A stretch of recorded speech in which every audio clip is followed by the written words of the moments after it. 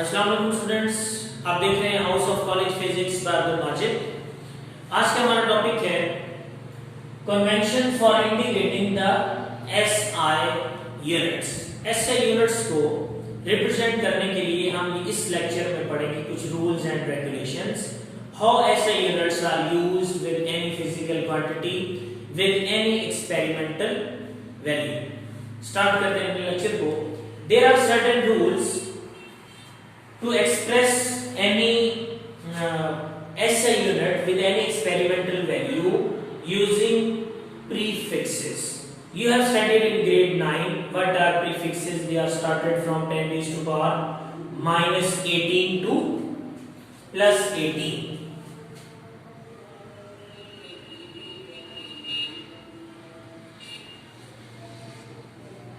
ठीक है, तो इनकी वैल्यू और सिंबल जो है वो टेबल में दिए हुए हैं।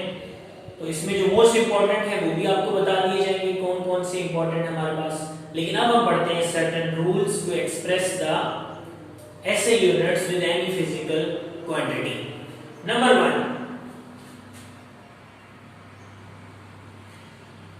वन पे है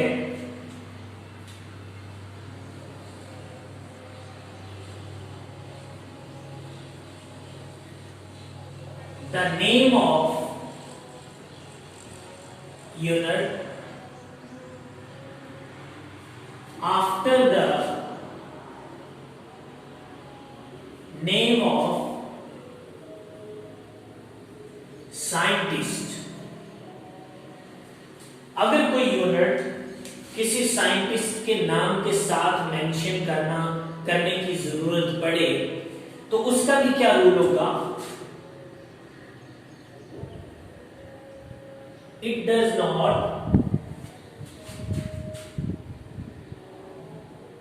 start with capital letter। ये कैपिटल लेटर के साथ स्टार्ट नहीं हो सकता। कोई ऐसा यूनिट जिसमें हमें पूरा यूनिट लिखना पड़े और वो साइंटिस्ट के नाम से हो, तो हम उसमें उस साइंटिस्ट के नाम का पहला लेटर कैपिटल नहीं लिखेंगे। For example we have a unit of force as newton. अब न्यूटन में हम n को कैपिटल नहीं लिख सकते, n को स्मॉल लिखेंगे जब हमें ये पूरा यूनिट किसी फिजिकल क्वांटिटी के साथ लिखना है। तो ये हमारा पहला रूल है। उसके बाद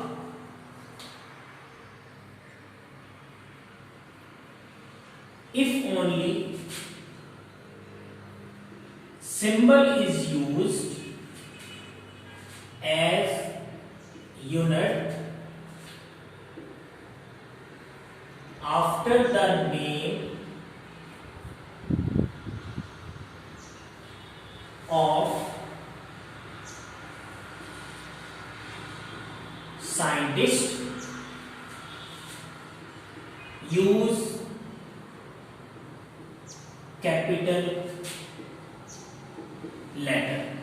अगर हमें सिर्फ और सिर्फ सिंबल इस्तेमाल करना हो, ठीक है, और वो भी इसके साइंटिस्ट के नाम के बाद, तो हम कैपिटल लेटर को इस्तेमाल कर सकते हैं। फॉर एग्जांपल अगर मैं फोर्स को बताना चाहूं कि फोर्स हमारे पास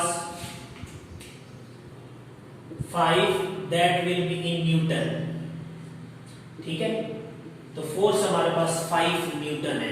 तो अब हमने इसमें पूरा नाम नहीं लिखा, हमने सिर्फ सिंबल इस्तेमाल किया है, तो यहां सिंबल जो है वो कैपिटल आएगा हमेशा, जो साइंटिस्ट के नाम से शुरू होगा।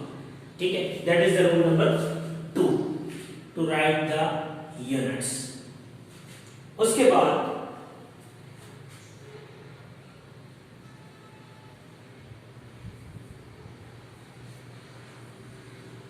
combination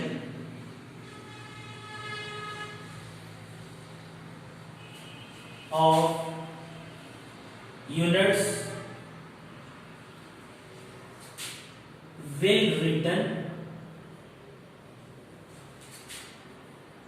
without space।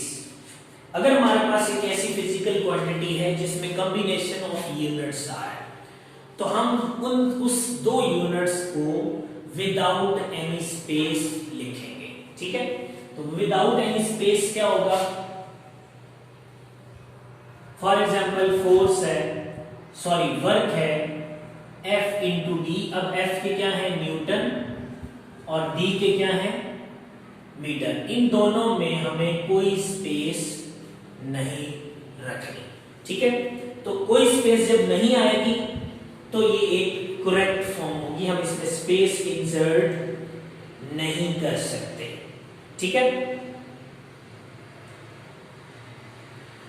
उसके अलावा नेक्स्ट है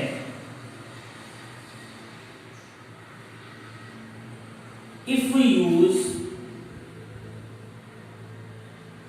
एनी प्रीफिक्स, अगर प्रीफिक्स को लाना चाहते हैं तो, ठीक है, then write prefix before unit. हम प्रीफिक्स को यूनिट से पहले लिखेंगे। ठीक है, ये भी इसका रूल है प्रीफिक्स इस्तेमाल करने का। For example we have a measurement 1 into 10 raised to power minus 3 into meter. So minus 3 is a prefix of milli. ये मिली एक प्रीफिक्स है। हम इसको कैसे इस्तेमाल कर सकते हैं? 1 मिली is the prefix और ये क्या है? यूनिट। तो हम हमेशा प्रीफिक्स को पहले इस्तेमाल करेंगे। ठीक है, फॉर एक और भी लेते हैं आप, अगर मैं इसकी पावर प्लस ले लेता हूं तो ये किसका प्रीफिक्स है? किलो का। तो ये कितना हो जाएगा? 1। So that is the prefix and this is the unit. ठीक है, तो कोई लेंथ हमारे पास है तो उसको हम इस तरह एक्सप्लेन कर सकते हैं। तो ये भी एक रूल हमारे पास आ गया। ठीक, उसके बाद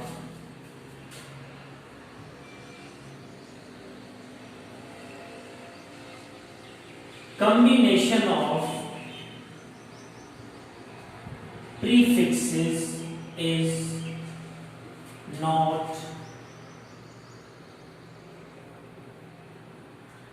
allowed। हमारे पास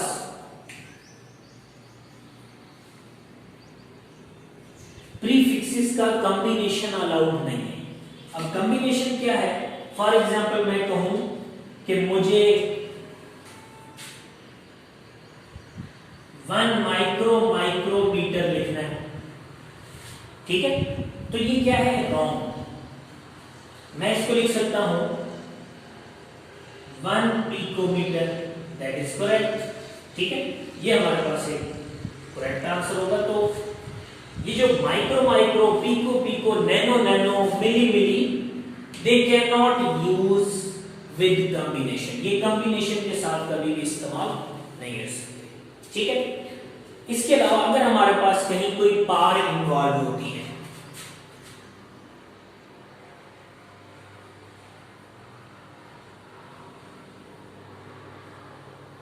पार involvement apply on whole combination.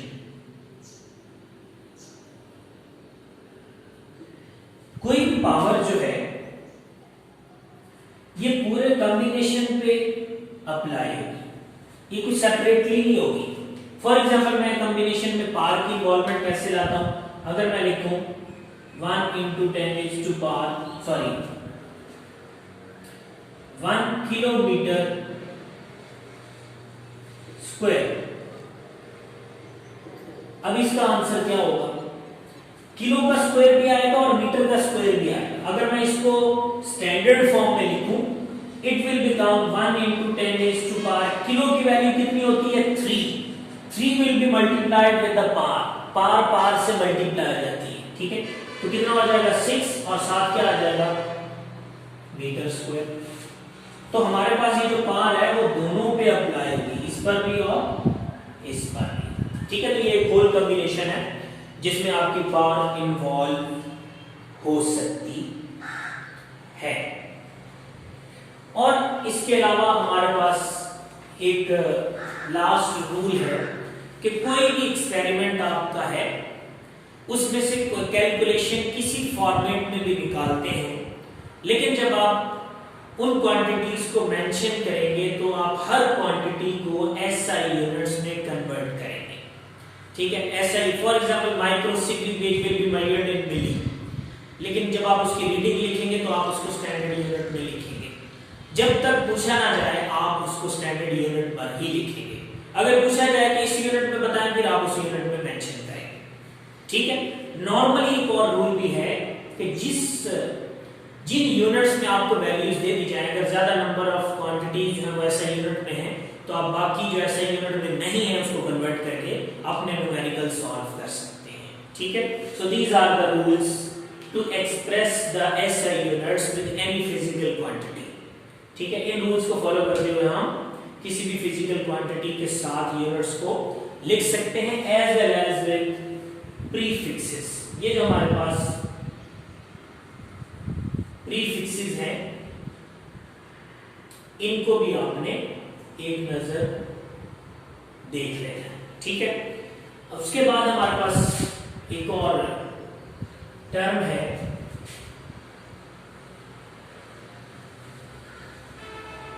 Scientific notation. ठीक है, ये भी एक आप कह सकते हैं MCQ टाइप में इस्तेमाल हो सकती है, लेकिन आपको पता होना चाहिए कि व्हाट इज साइंटिफिक नोटेशन। हमें किसी भी क्वांटिटी को एक स्टैंडर्ड फॉर्म में लिखने के लिए जिसमें 10 raised to पावर इस्तेमाल हो उसे हम साइंटिफिक नोटेशन कहते हैं। ठीक है, तो अगर हम इसकी डेफिनेशन करें, any measurement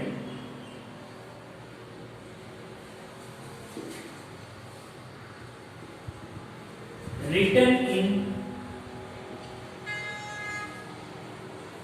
standard form with some power of 10। कोई क्वांटिटी हमारी जिसमें हम पावर ऑफ 10 को इन्वॉल्व कर रहे हैं उसको स्टैंडर्ड फॉर्म में लिखने के लिए that is called scientific notation.